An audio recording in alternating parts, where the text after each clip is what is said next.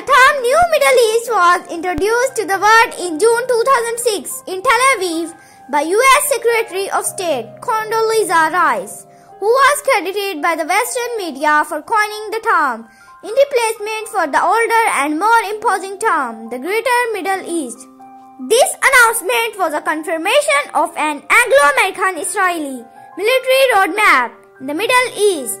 This project, which has been in the planning stages for several years, consists in creating an arc of instability, chaos and violence extending from Lebanon, Palestine and Syria to Iraq to Persian Gulf, Iran and the borders of NATO, zone of Afghanistan.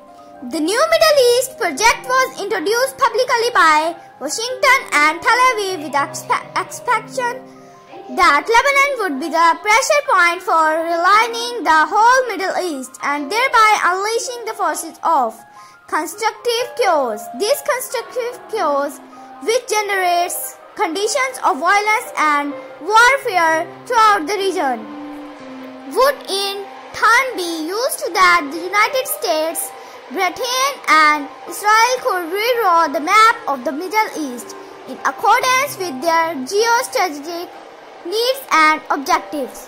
As an other episode of New Middle East Plan is Trump unveiled his long-delayed Middle East Plan, a proposal Palestinian leaders called a conspiracy that will not pass.